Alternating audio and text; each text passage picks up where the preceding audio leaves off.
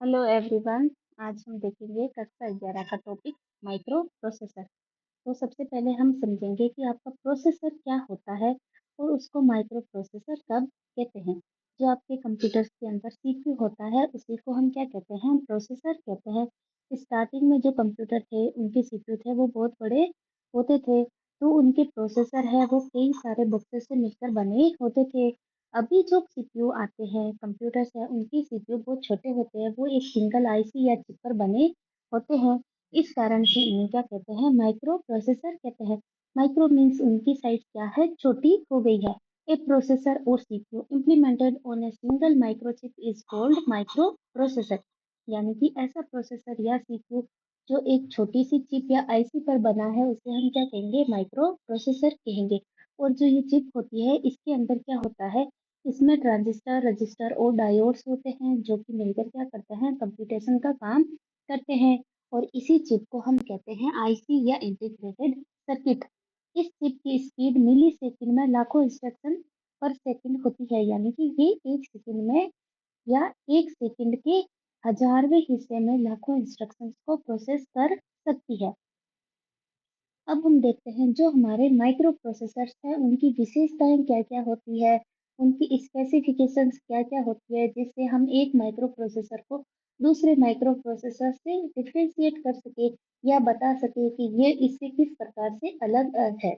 तो इसके लिए सबसे पहला होता है वर्ड साइज। वर्ड साइज बताता है कि माइक्रो प्रोसेसर एक टाइम में कितनी बिट को एक साथ प्रोसेस कर सकता है। हमें पता है कि कंप्यूटर में जो भी डाटा है वो सारा बिट्स के रूप में होता है।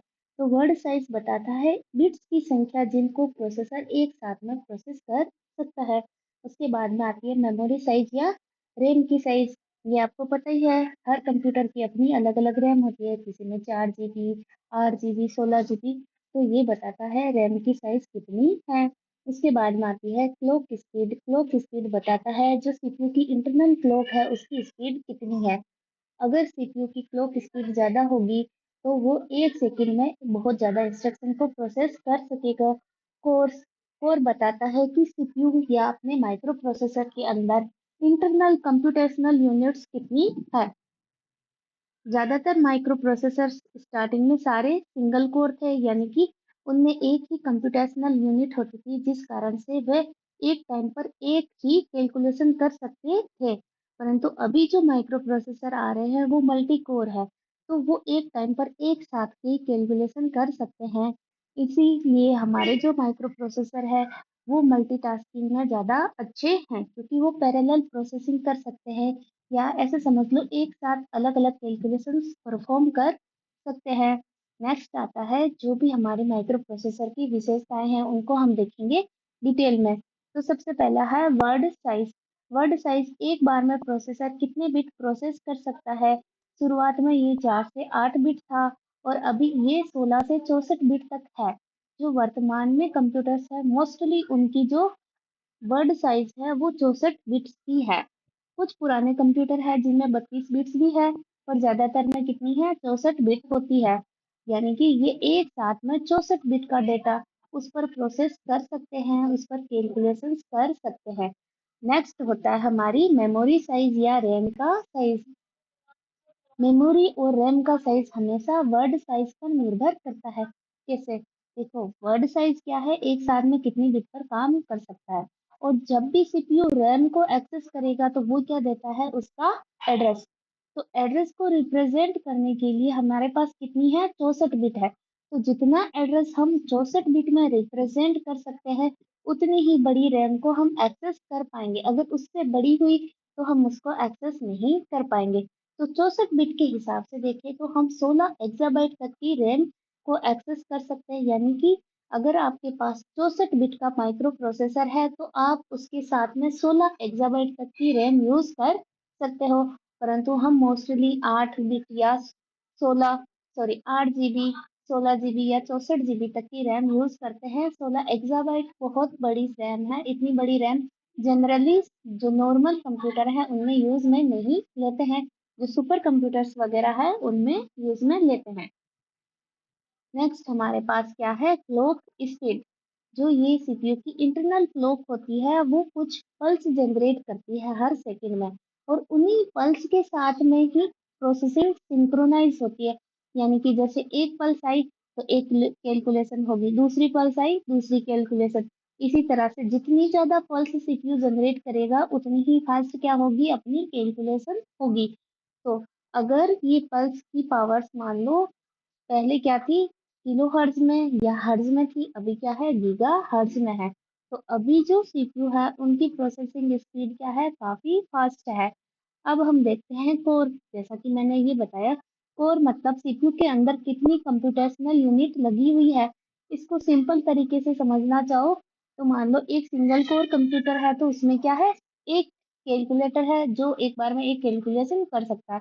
ड्यूल कोर ऐसे समझ लो कि उसके अंदर इंटरनली दो कैलकुलेटर है, तो अब दो अलग अलग कैलकुलेशन को एक साथ किया जा सकता है। क्वाड कोर में चार है, ओक्टा कोर में क्या है, आठ है।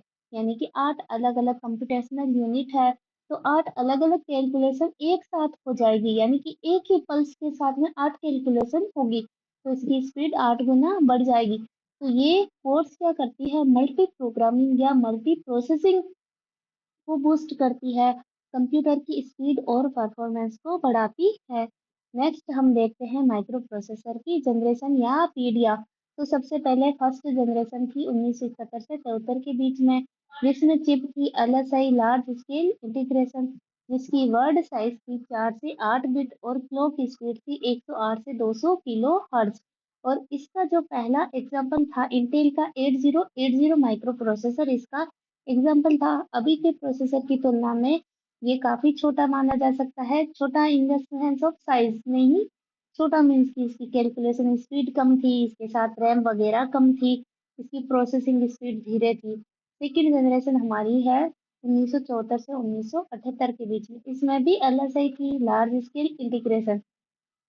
एलएसआई में क्या होता था कि आपके जो एक आईसी है या एक माइक्रो प्रोसेसर है उसमें हजारों की संख्या में क्या लगे हुए हैं, कंपोनेंट्स लगे हुए हैं। और ये कंपोनेंट कौन कौन से हैं, ट्रांजिस्टर, रजिस्टर और डायोड। तो ये चीज थी कि एक आईसी पर आपके पास हजारों ट्रांजिस्टर, रजिस्टर और डायोड है। अगर हम पुराने वैक्यूम ट्यूब वाले कंप्यूटर से कंपेयर करें तो ये क्या है, बहुत ज्यादा है, परंतु वर्तमान की तुलना में काफी कम है।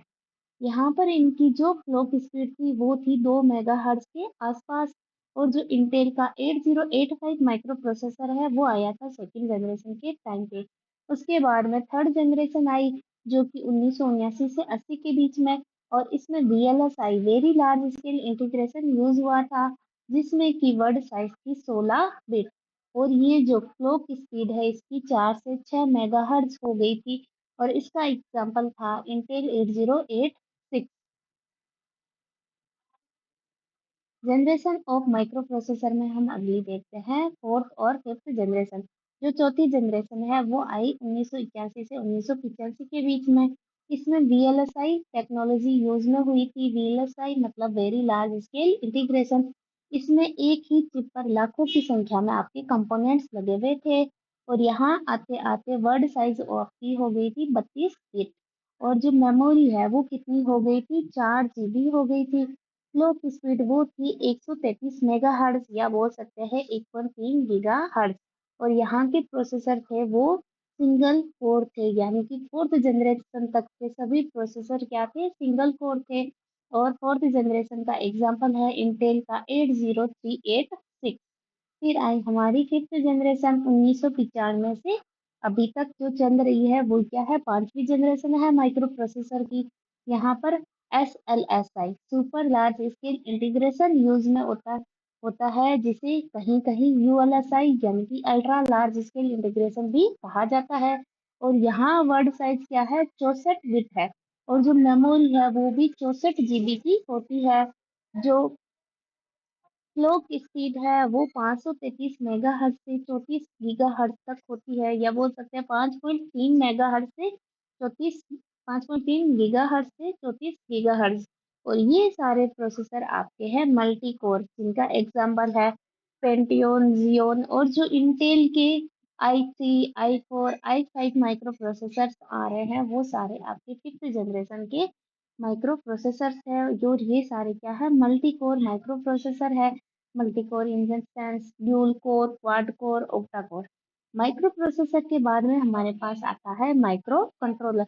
माइक्रो कंट्रोलर क्या, ये भी आपका प्रोसेसर है जो कि सस्ता है, छोटा है और इसकी कंप्यूटेशनल स्पीड क्या है, कम है। इसमें आपका सीपीयू, रैम, रोम और पेरिफेरल डिवाइस सभी एक चिप पर बने हुए होते हैं। यानी कि जो माइक्रो प्रोसेसर है उससे इसको यूज करना आसान है, क्योंकि इसमें बाहर से बहुत ज्यादा डिवाइसेस लगाने की जरूरत नहीं है। सारे डिवाइस क्या है, एक ही चिप पर बने हुए हैं। परंतु जो आपका जनरल सीपीयू या माइक्रो प्रोसेसर है उसमें क्या है, वो जनरल पर्पज है, उसको बहुत सारे कामों के लिए अलग अलग प्रोग्राम किया जा सकता है, यूज में लिया जा सकता है। परंतु इसको सिर्फ स्पेसिफिक टास्क के लिए यूज में किया जा सकता है जिसके लिए इसे बनाया गया है। यानी कि माइक्रो कंट्रोलर हम बनाते टाइम उसको इसी प्रकार डिजाइन करते हैं कि इसको इस काम के लिए यूज में लिया जाएगा, तो उसके अंदर सीपीयू, रैम, रोम, पेरिफेरल डिवाइस उसी हिसाब से होते हैं।